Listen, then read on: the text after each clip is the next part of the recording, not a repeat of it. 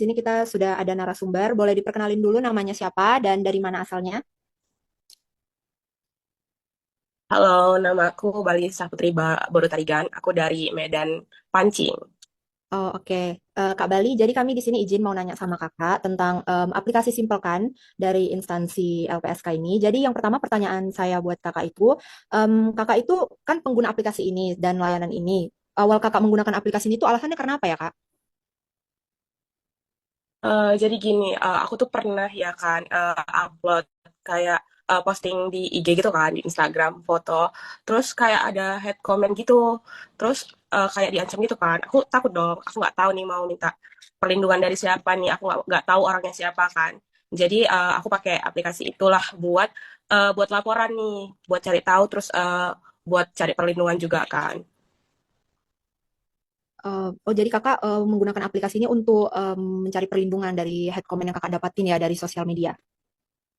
Iya, karena kan itu udah bentuk ancaman dong. Kita juga takut dong ya kan. Jadi eh, aku pakai aplikasi itu buat cari perlindungan. Hmm.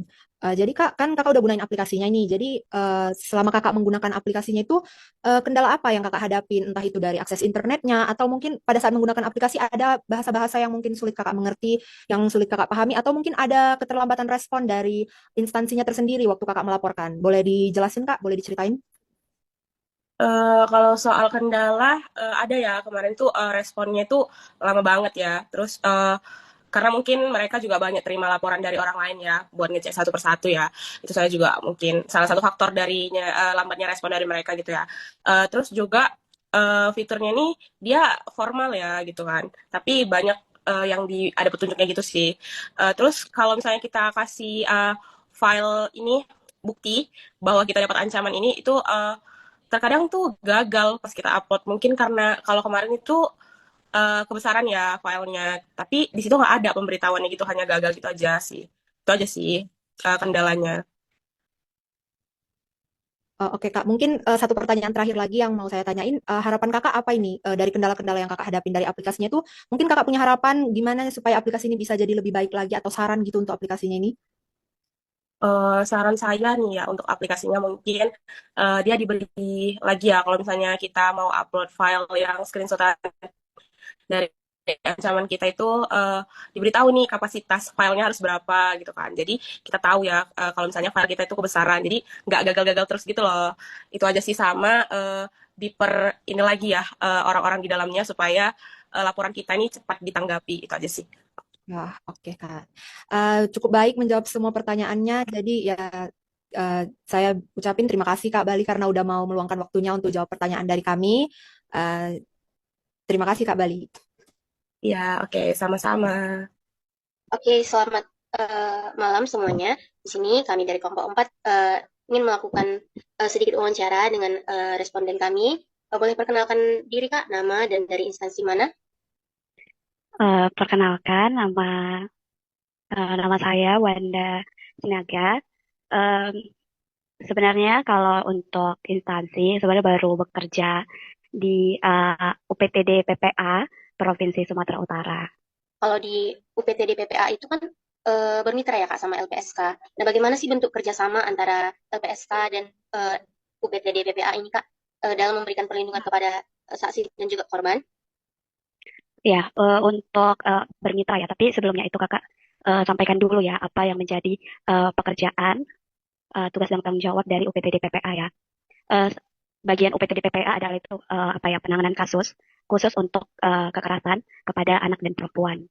Dan kalau untuk LPSK sendiri kan itu adalah lembaga memang memang udah dibentuk oleh negara ya khusus untuk membantu melindungi eh, kalau ada kasus kekerasan. Tapi mungkin kalau secara luasnya itu banyak ya kasus-kasus ya, bukan hanya tentang kekerasan perempuan dan anak, tapi kalau bermitra antara UPTD PPA dan LPSK itu memang khusus kasus-kasus kekerasan perempuan dan anak gitu.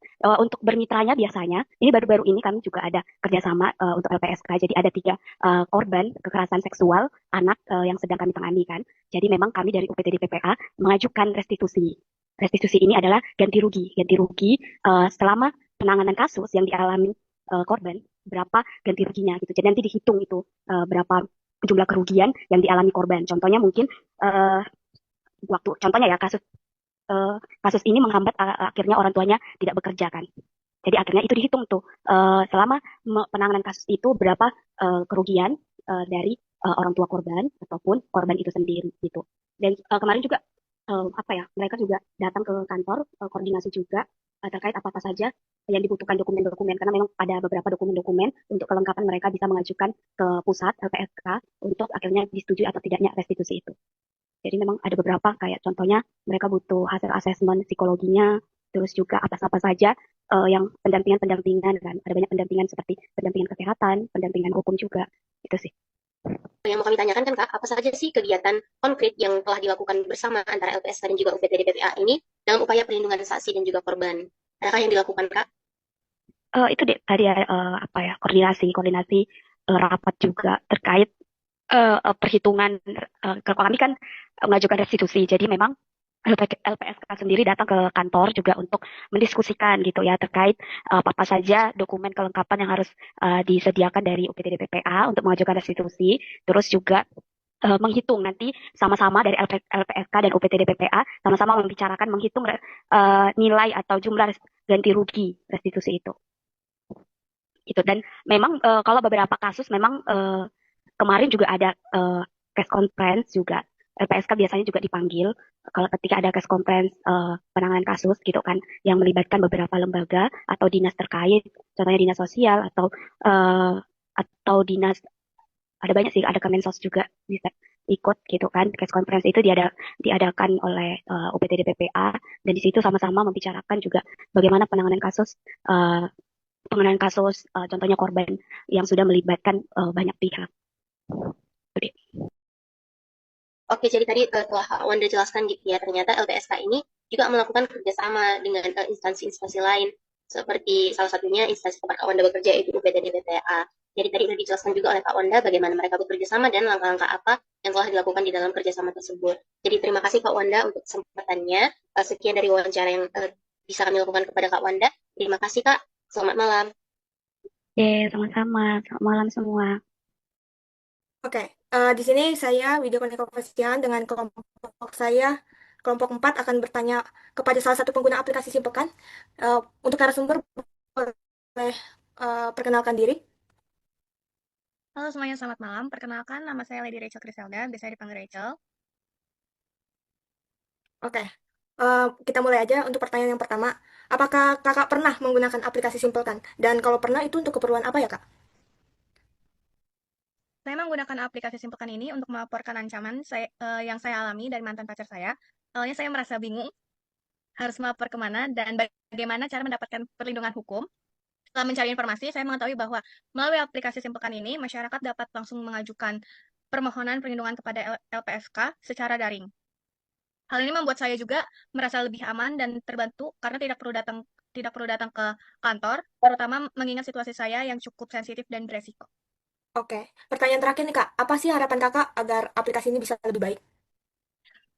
Saya pribadi berharap agar kedepannya aplikasi Simplekan ini dapat dilengkapi dengan fitur darurat atau emergensi yang bisa secara langsung menghubungkan pengguna dengan petugas LPSK jika berada di dalam situasi yang berbahaya.